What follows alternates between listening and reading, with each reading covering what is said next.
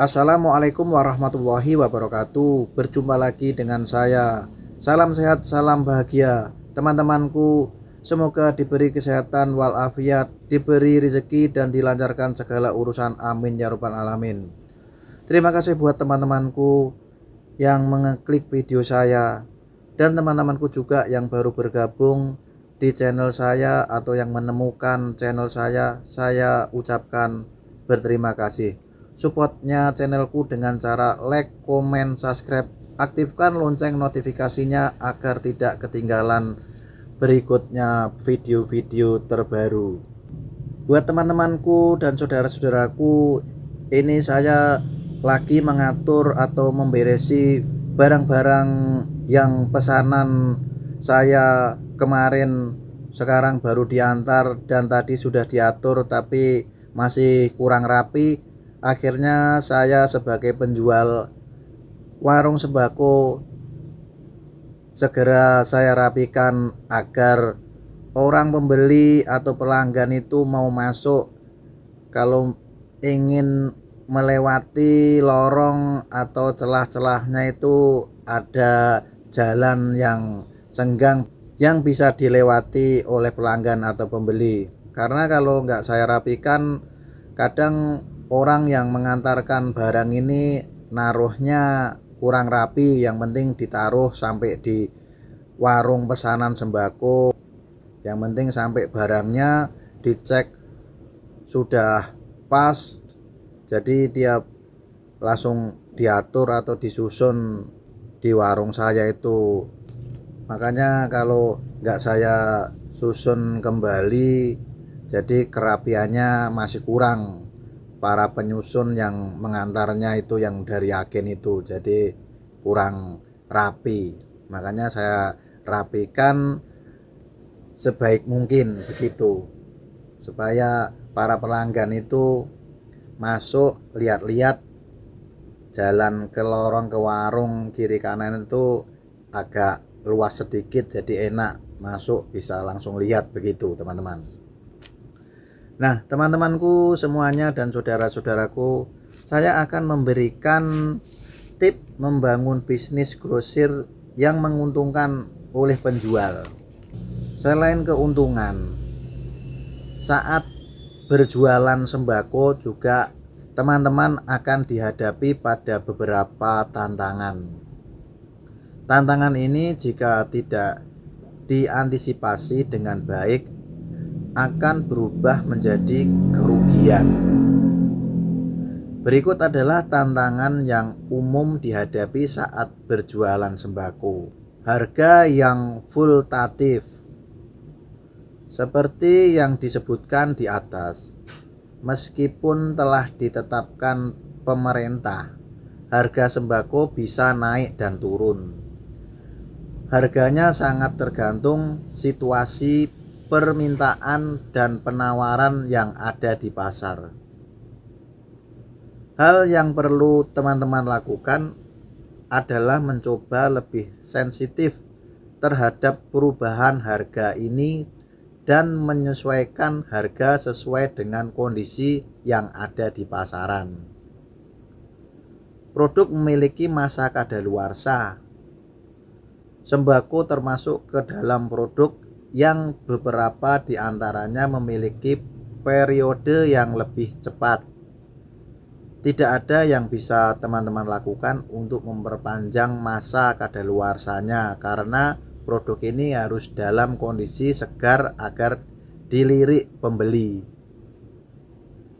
Oleh karena itu, teman-teman harus memperhatikan baik-baik dalam penyediaan berbagai barang ini. Misalnya dalam menyediakan barang-barang, teman-teman harus pilih barang-barang yang memang sering dicari orang agar tetap laku terjual dalam waktu cepat. Saat memilih telur juga pilihlah telur dengan kualitas yang bagus. Jangan sampai memilih telur yang busuk. Persaingan yang ketat. Bisnis sembako memiliki persaingan yang ketat di dalamnya. Selain pasar tradisional, pasar awalnya juga menjual sembako. hal yang perlu dilakukan adalah carilah pembeda di antara keduanya dan berikan layanan yang lebih kepada pelanggan. Misalnya, teman-teman bisa melakukan layanan antara dalam radius berapa kilometer atau memberlakukan sistem pro order sehingga konsumen tidak khawatir kehabisan sembako yang ingin dibeli pada hari itu. Keuntungan yang tidak terlalu besar, meskipun memiliki peminat yang selalu ada, profit dari usaha sembako ini bisa dibilang tidak terlalu besar. Harga yang fluktuatif dan kompetisi yang ketat di dalamnya membuat teman-teman tidak bisa menerapkan margin yang terlalu besar saat menetapkan harga jual. Belum lagi soal profil calon konsumennya yang berasal dari berbagai status sosial. Mungkin akan ada konsumen yang berpenghasilan di bawah rata-rata yang tidak bisa membeli sembako jika teman-teman menetapkan harga jual yang tinggi. Jadi tip dan trik jualan sembako, harga yang fluktuatif dan persaingan yang ketat memang menjadi tantangan terbesar dalam berbisnis sembako di toko warung teman-teman. Oleh karena itu, teman-teman perlu menawarkan sesuatu yang berbeda agar pengalaman konsumen saat berbelanja di toko teman-teman sangat berkesan. Jadi bisa ikuti tip-tipnya berikut ini. Harga yang masuk akal. Harga sampai saat ini masih menjadi pertimbangan utama seseorang dalam membeli sesuatu. Oleh karena itu, teman-teman harus menetapkan harga jual yang bisa tetap bersaing di pasaran. Ingat, dalam berbisnis sembako lebih baik barang tersebut laku terjual daripada menumpuk dan membusuk di gudang. Variasi produk. Jika modalnya sudah bisa ditingkatkan, ada baiknya teman-teman menghadirkan variasi produk di toko teman-teman. Jika sebelumnya hanya ada 2 atau 3 varian, mungkin teman-teman bisa tingkatkan sampai 6 atau bahkan 9 bahan pokok sekaligus. Selain itu, teman-teman juga bisa memulai menjual produk lainnya di luar sembako. Misalnya rokok, minuman kemasan, sampai tabung gas. Dengan begini, konsumen tidak perlu beralih ke toko yang lain untuk memenuhi kebutuhannya. Buat toko senyaman mungkin.